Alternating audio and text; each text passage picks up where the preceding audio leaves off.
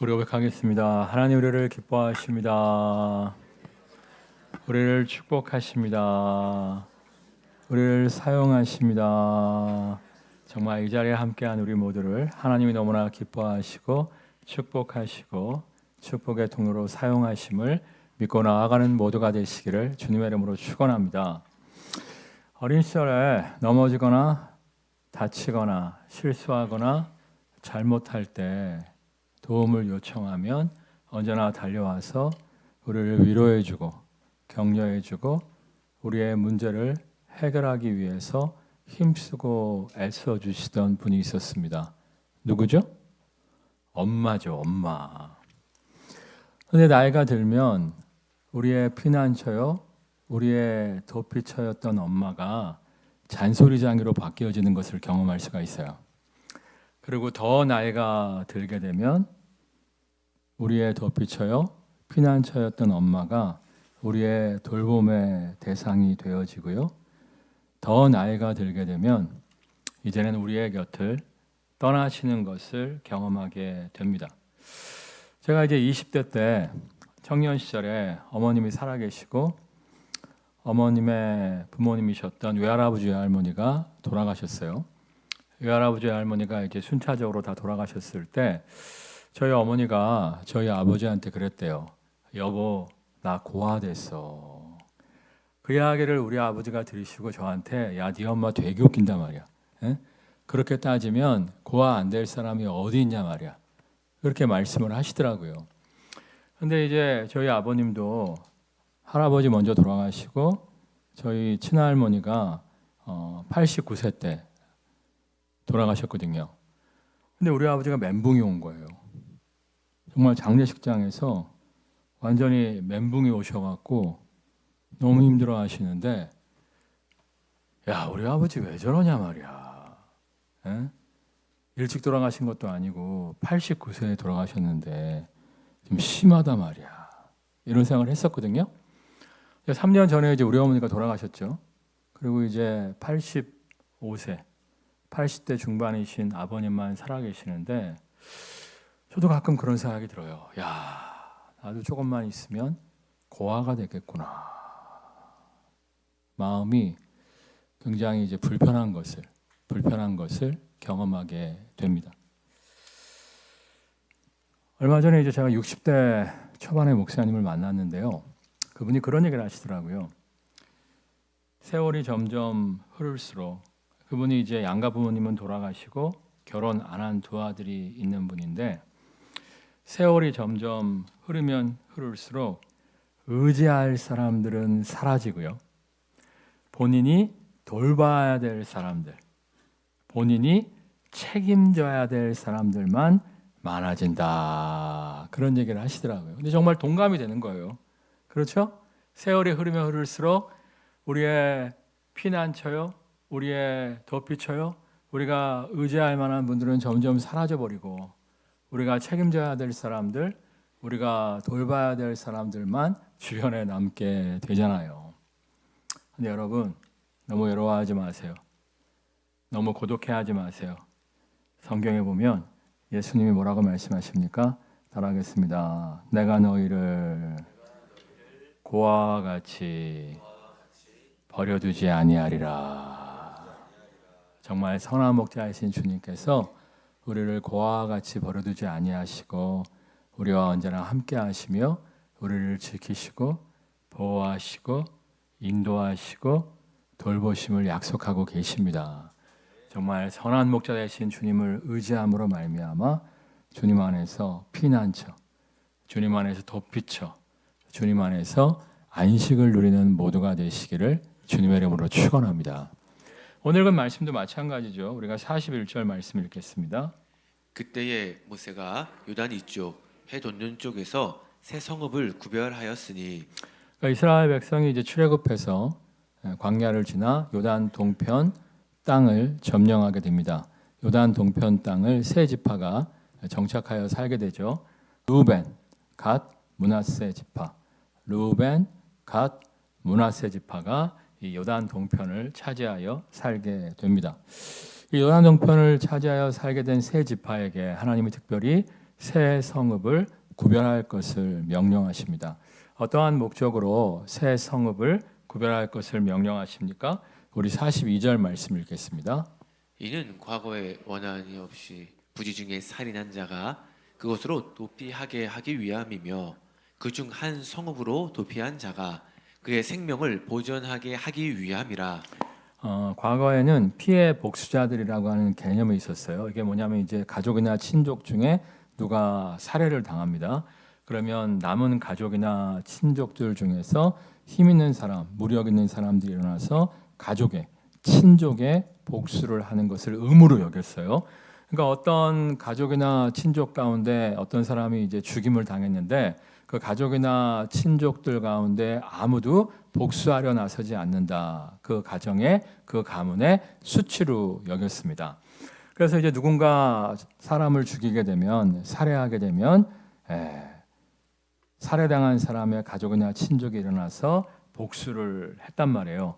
옛날 중국 영화 보면 항상 그런 거 나오지 않습니까? 우리 아버지의 원수, 우리 형님의 원수 그러면서 이제 서로 가문의 복수를 하는 장면이 자주 등장하는데 그렇게 이제 피해 복수자들이 있었다는 거예요. 근데 이제 문제는 뭐냐면 고의로 사람을 죽인 경우도 있습니다만 과실치사도 있잖아요.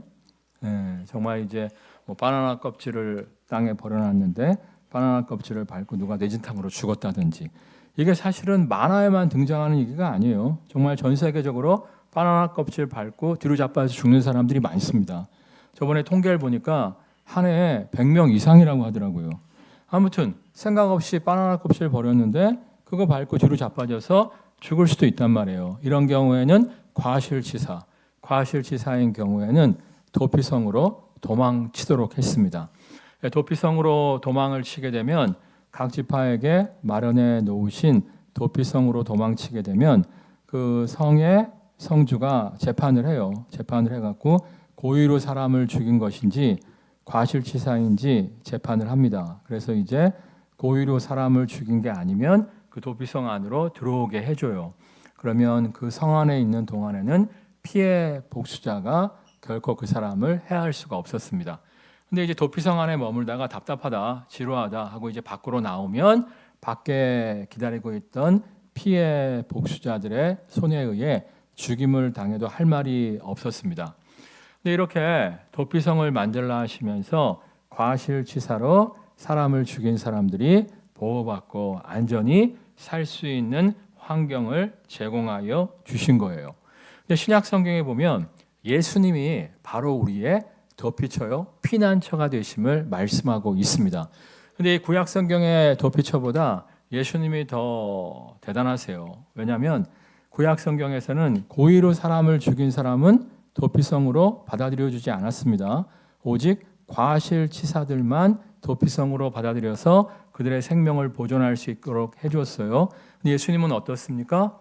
정말 고의로 사람을 죽였던, 과실로 사람을 죽였던, 알고 도둑질했던, 모르고 도둑질했던 가리지 아니하시고 자신의 죄인됨을 자백하고 예수님의 은혜의 십자가, 용서의 십자가를 사모하는 모두를 용서하여 주시고 하나님의 은혜의 품으로 받아 주시는 거예요. 이 사실을 믿으십니까? 아무리 흉악한 죄인, 아무리 손가락질 당할 죄인이라 할지라도 정말 예수님의 십자가를 의지하며 예수님 품 안으로 나아오는 모두가 되시기를 주님의 이름으로 축원합니다. 주님께서 우리의 도피처가 되셔서 우리의 피난처가 되셔서 우리를 용서하여 주시고 우리를 받아주실 줄 믿습니다. 그래서 우리에게 이제 어떠한 축복을 베푸시냐면 우리 요한복음 10장 10절 말씀 읽겠습니다. 도둑이 오는 것은 도둑질하고 죽이고 멸망시키려는 것뿐이요 내가 온 것은 양으로 생명을 얻게 하고 더 풍성히 얻게 하려는 것이라. 그러니까 도둑, 흑암의 권세는 우리의 재물을 약탈하고 우리의 생명을 약탈하고 우리의 건강을 약탈하고 우리의 행복을 약탈하기 위해서 힘쓰고 애쓰고 있다는 거예요. 그러니까 이제 에덴 동산에서 아담과 하와의 후손들이 하나님의 놀라운 축복을 누리며 살게끔 되어져 있었죠. 근데 이제 아담과 하와가 뱀의 유혹에 빠져 선악과를 먹음으로 말미암아 하나님의 축복을 상실하게 되지 않습니까? 그래서 실낙원, 낙원을 상실했다 이렇게 말하고 있는데 정말 예수님께서는 우리가 잃어버린 낙원을 회복시키기 위해서 이 땅에 오셨다는 거예요. 복락원, 우리가 상실한 이 복을 회복하고 하나님의 낙원, 하나님의 천국을 누리는 삶으로 우리를 인도하여 주신다는 거예요. 이 약속의 말씀을 믿으십니까? 제가 사실 이제 20대 초반에 사형리를 읽게 되었는데 그전에도 이 말씀을 여러 번 읽었습니다만 들은 적도 있었습니다만 그냥 흘렸어요. 그러다가 이제 20대 초반에 사형리라고 하는 전도책자를 만나게 되었는데 거기에 보니까 첫 번째 페이지에 하나님은 당신을 사랑하시며 당신의 인생을 향한 놀라운 계획을 가지고 계십니다. 써 있더라고요. 그 문장을 읽는데 제 가슴이 뜨거워지는 걸 느꼈어요. 왜냐하면 저는 이제 어린 시절부터 정말 쓰임받는 인생을 살고 싶었고 정말 하나님이 나를 어떻게 사용하실까, 나를 어떻게 부르실까 굉장히 관심이 많았기 때문에 하나님은 당신을 사랑하시며 당신의 인생을 향한 놀라운 계획을 갖고 계신다는데 정말 가슴이 뜨거워지는 것을 경험했습니다. 근데 그 밑에 이제 참고 구절로 이 말씀이 쓰여져 있는 거예요. 다시 한번 읽어보겠습니다. 도둑이 오는 것은 도둑질하고 죽이고 멸망시키려는 것뿐이요 내가 온 것은 양으로 생명을 얻게 하고 더 풍성히 얻게 하려는 것이라. 이 말씀이 이제 참고 구절로 기록되어 있고 이 말씀에 대한 해석이 써 있는데 당신이 예수님을 믿고 따른다면 영원한 천국의 생명을 얻을 뿐만 아니라 이 땅에서도 풍성한 삶을 누릴 수 있습니다. 기록되어 있는 거예요. 그 말씀을 읽고 제가 정신적인 충격을 받았습니다. 왜냐하면 저는 이제 예수 믿는 삶이 고난의 연속이라고 생각을 했어요.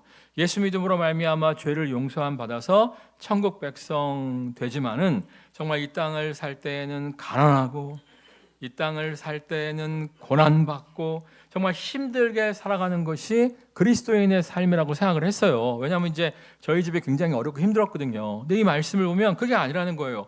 우리에게 영원한 천국의 생명을 주실 뿐만 아니라 우리에게 풍성한 삶을 허락하여 주신다는 거예요. 와, 이때 굉장히 정식적 충격을 받았어요. 와, 예수 믿는 삶이 고난의 연속이 아니라고?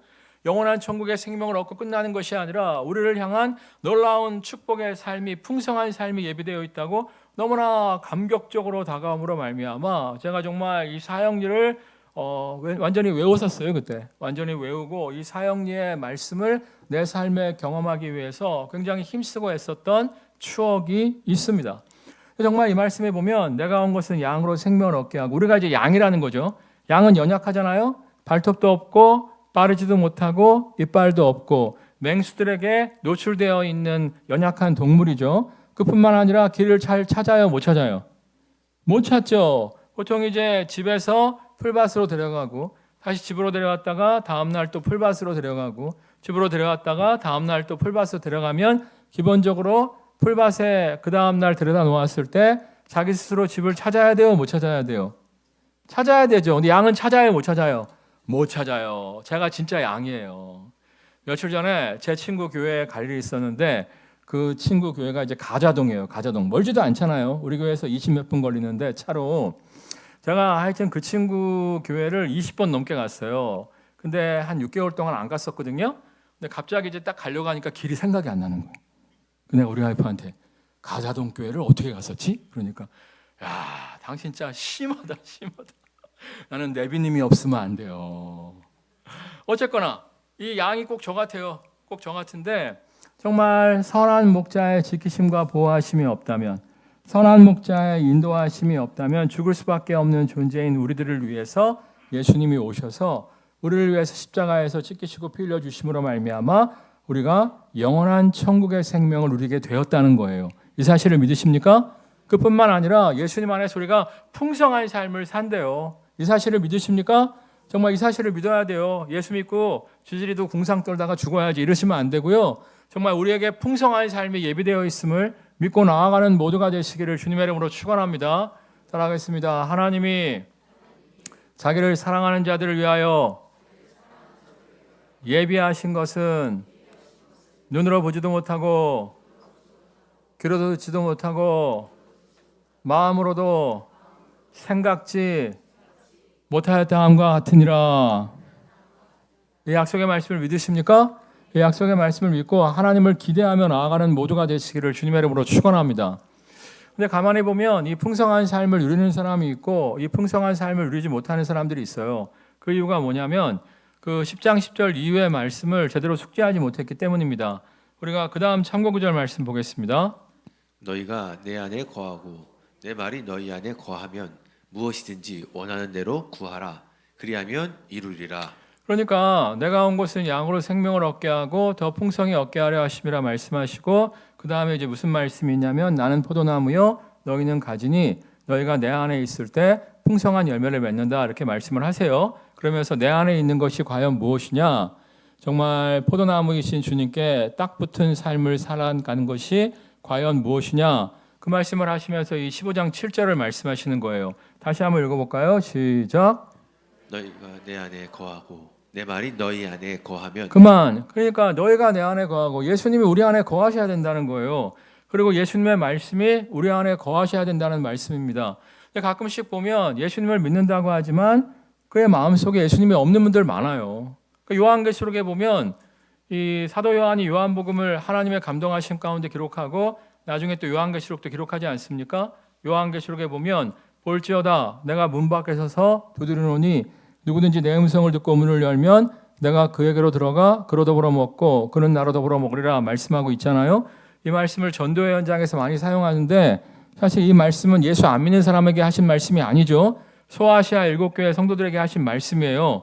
너희가 나를 믿는다고 하는데 교회 다닌다고 하는데 사실은 너희 안에 내가 없다 이 얘기예요. 정말 그럴 수 있어요. 여러분 성경을 보면 예수님의 어머니 마리아와 예수님의 육신의 아버지 요셉이 예수님을 데리고 예루살렘에 6월절에 방문하지 않습니까? 그러니까 6월절 행사를 다 마치고 집으로 돌아가는데 그 당시는 이제 수백 명씩 도적대가 있었기 때문에 수백 명씩 뭉쳐갖고 다녔거든요. 그러니까 예수님의 육신의 아버지 요셉은 엄마랑 같이 오나 보다 생각을 하고 엄마는 아빠랑 같이 오나 보다 생각하고 둘 다 예수님을 안 챙긴 거예요. 하룻길을 간 다음에 이제 텐트 치고 하룻밤 자려가다 보니까 누가 없어요? 예수님이 없잖아요. 예수님이 없잖아요. 그래갖고 예수님을 찾기 위해서 막 헤매면서 다시금 예루살렘으로 돌아오는 장면이 있는데 우리가 이럴 수 있다니까요. 우리가 교회 다니고 있어요. 예, 찬송도 불러요. 선한 목자 되신 주님이라고 고백을 해요. 근데 실상은 주님과 동행하지 않는 삶, 주님을 어느 순간에 잃어버린 삶을 살아갈 수가 있다는 거예요. 여러분 어떻습니까? 여러분 안에 예수님 계십니까? 정말 예수님 안 잃어버리셨습니까? 예수님과 함께 하십니까? 그걸 어떻게 알 수 있냐면 7절 다시 읽겠습니다. 너희가 내 안에 거하고 내 말이 너희 안에 그만. 거하면 내 말이 너희 안에 거해야 된다는 거예요. 그러니까 선택의 순간에 너희 생각, 너희 계획대로 살아가고 있다면 내가 너희 안에 거하고 있지 않다는 거예요. 우리가 정말 주님과 동행하는 삶을 살고 있다면 선택의 순간마다 정말 하나님의 뜻이 무엇인지 묻고 하나님의 인도하심대로 순종하는 삶이 정말 주님과 동행하는 삶이지 그냥 자기 생각, 자기 계획대로 그냥 저질러 버리고 도와주실 줄 믿습니다. 역사하실 줄 믿습니다. 이건 주님과 동행하는 삶이 아니라는 거예요. 여러분 어떻습니까? 선택의 순간에 계산기 두드리면서 여러분의 유익을 쫓아 살아가십니까? 아니면 먼저 주님의 뜻이 무엇인지 묵상하고 주님의 인도하심을 구하며 살아가십니까? 우리가 정말 말로만 주여줘야 할 때가 많아요. 선택의 순간에는 내 스타일대로 살면서 말로만 주님 주님 할 때가 많다니까요. 여러분 정말 선택의 순간에 주님의 인도하심을 먼저 구하며 나아가는 모두가 되시기를 주님의 이름으로 축원합니다. 요나를 보세요. 요나가 니느웨로 가는 게 하나님의 뜻이었어요? 다시스로 가는 게 하나님의 뜻이었어요? 여러분 다 알잖아요. 니느웨로 가는 게 하나님의 뜻이었잖아요. 근데 고집 부리고 다시스로 가니까 어떻게 됩니까? 풍랑을 만나게 돼요. 풍랑을 만나게 돼요. 여러분 오해하지 마세요. 주님의 인도하심 따라 나아가는 삶에도 풍랑이 있을 수 있어요? 없어요? 있죠. 예수님과 함께 배를 타고 갈릴리를 넘어서 데가볼리 지역으로 가려고 했던 제자들도 예수님이 함께 있었음에도 불구하고 풍랑을 만났어요. 근데 예수님과 함께 했던 제자들은 풍랑 가운데 침몰했어요? 풍랑을 이겼어요? 풍랑 가운데 침몰한 것이 아니라 풍랑을 이기고 풍랑을 잠잠케 하시는 주님의 능력을 경험하면서 그들이 주님과 함께 가고자 했던 데가볼리 지역에 무사히 도착을 하잖아요. 요나는 어떻게 됩니까? 요나는 풍랑을 이겨냈어요? 아니죠. 풍랑 가운데 배가 침몰할 위기 가운데 놓임으로 말미암아 바다에 던져져서 물고기 밥이 되는 고통을 경험하게 되잖아요. 그러니까 예수를 잘 믿으나 안 믿으나 예수님 뜻대로 사나 안 사나 인생의 풍랑은 올 수가 있다는 거예요. 근데 풍랑이 다가왔을 때 주님의 인도하심을 구하며 주님 뜻대로 살아가는 사람은 그 풍랑을 이기고 그 풍랑이 뭐가 되는 거예요? 간증이 되는 거예요. 간증이 되는 거예요. 내가 정말 주님의 인도하심에 순복하는 삶을 살아갈 때 이따만한 풍랑을 만났단 말이야. 근데 현재의 고통은 장차올 영광과 좋게 비교할 수 없다고 말씀 붙잡고 하나님 뜻대로 나아갈 때 풍랑을 잠잠케 하시는 하나님의 영광을 경험했다. 간증이 되는 거고요. 하나님 뜻대로 안 살고 내 멋대로 살다가 풍랑을 만났을 때에는 정말 비참한 인생으로 추락하게 되는 거예요. 그러니까 이 7절 말씀 다시 한번 읽겠습니다. 너희가 내 안에 거하고 내 말이 너희 안에 거하면 무엇이든지 원하는 대로 구하라. 그리하면 이루리라. 이 무엇이든지 원하는 대로 구하라 이 말씀을 오해하시는데 야 무엇이든지 구하는 대로 다 주신다고? 근데 왜 내가 구하는 건 안 주셔? 이렇게 말씀하시는 분들이 있는데 그 무엇이든지 원하는 대로 구하기 전에 내 말이 너희 안에 거하면 이 말씀이 있잖아요. 그러니까 요나가 무엇이든지 구하는 대로 주신다고 다시스로 가게 하실 줄 믿습니다. 다시스로 가게 하실 줄 믿습니다. 기도했다면 응답하셨을까요? 안 하셨어요. 왜? 하나님의 뜻은 뭐였어요? 니느웨니까. 그러니까 요나가 정말 말씀 안에 거하는 사람이라면 하나님의 뜻을 알고 아 니느웨구나 인식하고 다시스가 아니라 니느웨로 가는 길을 순탄케 하실 줄 믿습니다. 기도했다면 하나님이 어떻게 하셨겠어요? 니느웨로 가는 길을 순탄케 하셨다는 것이죠. 그러니까 무엇이든지 원하는 대로 구하라. 마음대로 마음껏 아무거나 구해라. 이 얘기가 아니라 전제 조건이 있다니까요. 내 말이 너희 안에 거하면. 우리가 정말 하나님의 뜻을 추구하면서 하나님의 인도하신 대로 구할 때 하나님께서 역사하여 주신다는 거예요. 사실 이제 얼마 전에 이제 목회자 친구들을 만나서 이런저런 얘기하다가 본인들 성도들이 집 문제 때문에 굉장히 고통받고 있다고 하더라고요. 근데 우리 교회는 최근에 집 문제로 좀 고민하시던 분들이 정말 하나님 안에서 깔끔하게 대부분 다 해결을 받았어요. 그러니까 내가 이렇게 보면은 우리 교회 성도들 가운데에서는 집 문제로 이제 힘들었던 분들 가운데에서는 정말 너무나 많은 분들이 정말 먼저 그의 나라와 그의 일을 구하며 축복의 통로가 되기를 힘쓰고 애쓰시는 분들이에요. 내가 생각할 때 야, 네가 봉사하고 헌신하며 축복의 통로가 되기를 힘쓰고 애쓰는데 집 문제로 너무 고통받으면 네가 봉사하고 헌신하는데 걸림돌이 되니까 내가 해결해 주마. 깔끔하게 해결해 주신 것 같아요. 정말이에요, 정말이에요. 내가 이제 뭐 개인적인 이야기 때문에 다 이야기할 수 없습니다만 정말 불가능을 가능케 하시는 하나님의 놀라운 역사를 집 문제를 통해서 맛보신 분들이 최근에 너무나 여러분인 것을 볼 수가 있어요. 직장 문제도 마찬가지예요. 직장 문제도 돈 많이 벌어야지, 더 많이 벌어야지 이게 아니라 정말 주일 성수하면서 봉사하고 헌신하고 싶습니다. 내가 봉사하고 헌신할 수 있는 직장을 허락해 주십시오. 기도할 때 하나님이 정말 신기하게 역사하시는 것을 제가 보게 됩니다. 그러니까 여러분들이 정말 어떻게 하면 잘 먹고 잘 살까? 어떻게 하면 더 많이 모으고 더 많이 가질까? 이런 걸 추구한다면 하나님 역사 안 하세요. 여러분 퀴즈 하나 낼게요. 하나님 돈 많이 벌게 해주세요. 응답하실까요? 안 하실까요? 하십니다. 하나님 돈 많이 벌어서 하나님의 선한 일에 쓰게 해주세요. 응답하십니다. 근데 문제는 뭐냐면 더 많이 가지게 해주세요. 더 많이 모으게 해주세요. 이러니까 여러분의 중심을 보시고 하나님이 이렇게 원더풀하게 역사하시지 않는 거예요. 여러분 정말 여러분이 먼저 말씀 안에 거하셔야 돼요. 하나님의 뜻을 추구하셔야 돼요. 그럴 때 하나님이 여러분을 위해서 일하시는 것을 경험하게 될 줄 믿습니다. 제가 한번 생각해 봤어요. 왜 많이들 하나님의 뜻을 아는데 하나님의 뜻을 구하지 못할까? 정말 너희는 먼저 그의 나라와 그의 일을 구하라. 그리하면 이 모든 것을 너에게 더하시라. 이 말씀 모르는 사람 없잖아요. 근데 왜 먼저 그의 나라와 그의 일을 구하지 않을까? 그냥 자신의 유익만을 추구하다가 하나님이 예비하신 놀라운 축복들을 왜 놓칠까? 가만히 생각해 봤는데 다른 거 아니에요. 주님만을 바라보지 못하기 때문이에요.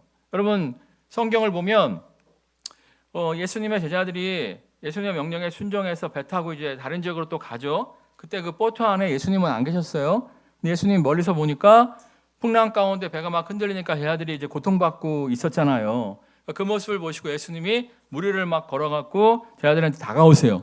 제자들이 막 놀래갖고 막 유령이다 고스트다 막 이러는데 베드로는 예수님을 알아봐요. 그리고 뭐라고 얘기합니까? 주여 나를 명하여 무리를 걸라 하소서. 이렇게 얘기하잖아요. 하나님은 도전적인 믿음을 좋아하십니다. 도전적인 신앙을 좋아하십니다. 그래서 예수님이 와라! 그러세요. 베드로가 딱 내렸는데 가라앉았어요? 걸었어요?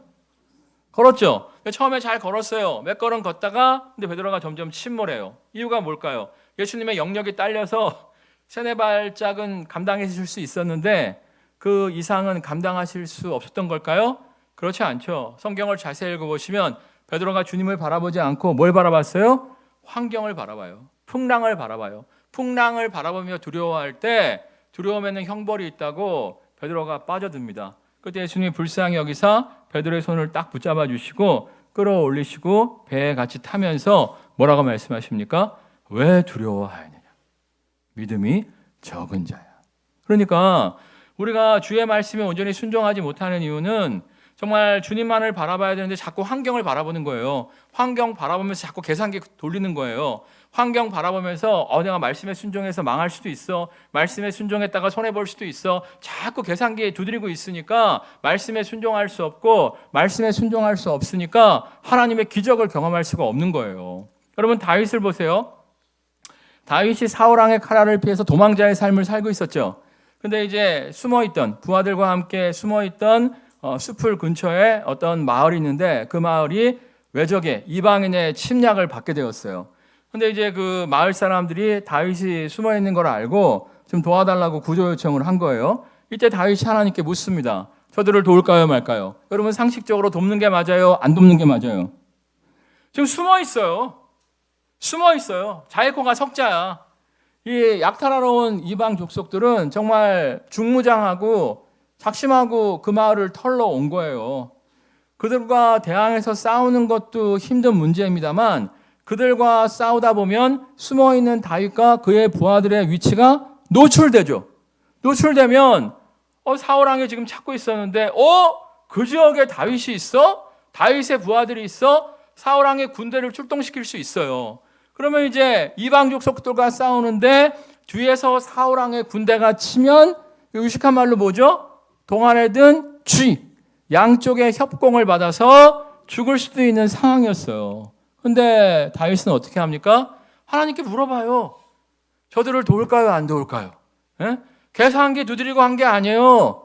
계산기 두드렸으면 돕지 않는 게 맞다니까. 하나님의 인도하심을 구했을 때 도우라 말씀하십니다. 도와요. 도왔는데 이들 중에 배신자가 있었어요. 사울왕의 끈앞풀이 있었어요. 그래서 다윗 왕이 어디에 숨어 있는지 알려주죠. 그래서 사울왕의 군대가 출동을 해요.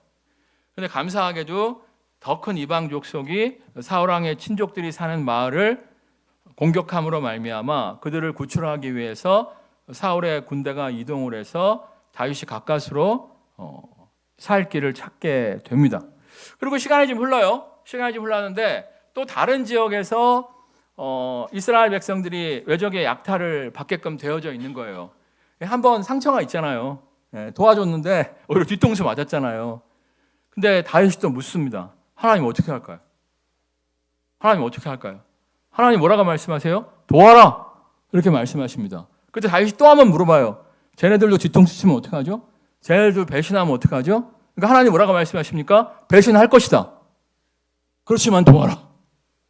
다윗이 어떻게 해요? 계산기 두드렸으면요 절대 안 돕습니다. 하나님 말씀이니까 그냥 돕습니다. 잽싸게 도망가요. 근데 하나님이 결국에 어떻게 하십니까?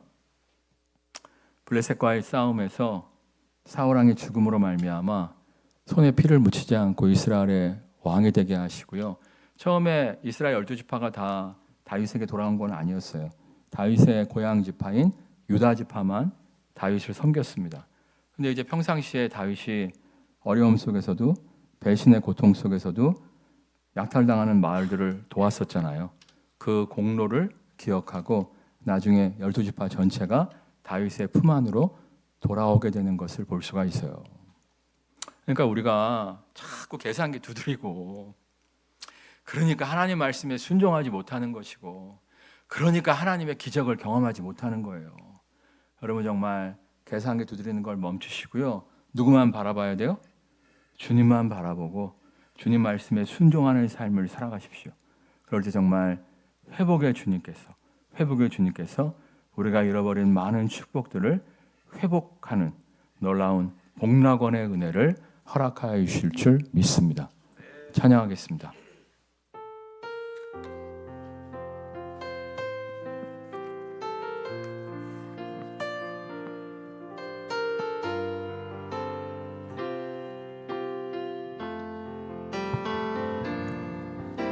마음이 상한 자를 고치시는 주님, 하늘의 아버지 날 충만하소서. 주의 길로 인도하사 자유케 하소서. 새 일을 행하사 부게 하소서. 의에 줄이고 목이 마르니 성령의 기름 부으소서. 의에 줄이고 목이 마르니 내 잔을 채워 주소서. 성령으로 채우사 주 보게 하소서. 주의 임재 속에 은혜 알게 하소서. 주 뜻대로 살아가리 세상 끝날까지. 나를 빚으시고 새날 열어주소서. 의에 줄이고 목이 마르니 성령의 기름 부으소서. 의에 줄이고 목이 마르니 내 잔을 채워 주소서. 의에 줄이고 의에 줄이고 목이 마르니 성령의 기름 부으소서. 의에 줄이고 목이 마르니 내 잔을 채워 주소서. 내 잔을 채워주소서. 내 잔을 채워 주소서. 예수님의 말씀을 붙잡고 예수님을 따르는 사람도 풍랑을 만날 때가 있습니다. 그러나 예수님 말씀 붙잡고 따르는 삶에는 풍랑을 잠잠케 하시고 약속의 땅으로 인도하시는 하나님의 놀라운 회복의 역사가 있습니다. 정말 우리가 더 이상 계산기 두드리지 말고 주님만을 바라보며 믿음으로 전진할 수 있도록 역사하여 주옵소서. 정말 계산기 두드리면 우리는 주의 말씀에 순종할 수 없고 정말 말씀 가운데 순종할 때 역사하시는 하나님의 기적을 경험할 수가 없습니다. 정말 말씀 붙잡고 순종하며 나아감으로 말미암아 풍랑을 잠잠케 하시고 정말 무리를 걷게 하시는 하나님의 기적을 경험하는 모두가 되어지게 하여 주옵소서. 주께서 예비하신 풍성한 삶을 회복하는 모두가 되어지게 하여 주시옵소서. 합심해서 기도하겠습니다. 할렐루야. 사랑하는 것 충만하신 주님, 주의 약속의 말씀 붙잡고 나아가는 모두가 될 수 있도록 하나님 역사하여 주옵소서. 주의 약속의 말씀 붙잡고 나아감으로 말미암아 정말 풍랑을 잠잠케 하시는 예수님, 약속의 땅으로 우리를 인도하시는 하나님을 경험할 수 있도록 역사하여 주옵소서. 더 이상 계산이 되지 아니하고 말씀에 순종함으로 말미암아 정말 불가능을 가능케 하시는 하나님, 우리를 걷게 하시는 하나님을 경험하는 모두가 될 수 있도록 하나님 역사하여 주시옵소서. 정말 내가 온 것은 양으로 생명을 얻게 하고 더 풍성히 얻게 하려 하시리라 말씀하셨습니다. 그 약속의 말씀을 신뢰하며 우리가 정말 주님 말씀 듣고 주님의 인도하심을 승복하는 모두가 될 수 있도록 역사하여 주옵소서. 주님의 일하심을 주님의 역사하심을 경험하는 모두가 될 수 있도록 하나님 역사하여 주옵소서. 사랑과 은혜가 충만하신 주님, 정말 합력하여 선이루신 하나님을 신뢰하면서 어떠한 상황 속에서도 주님만을 바라보며 말씀에 순종하며 나아가는 모두가 될 수 있도록 역사하여 주옵소서. 더 이상 계산기 두드리며 머리 굴리는 인생이 아니요 내 삶에 손해가 있다 할지라도 억울함이 있다 할지라도 말씀 붙잡고 순종함으로 나아가는 모두가 될 수 있도록 역사하여 주옵소서. 말씀 붙잡고 순종하며 나아갈 때 풍랑을 잔잔케 하시는 주님, 무리를 걷게 하시는 주님, 정말 우리에게 예비하신 놀라운 축복을 회복하시는 주님을 만나게 하여 주옵소서. 예수님의 이름으로 기도드렸사옵나이다. 아멘.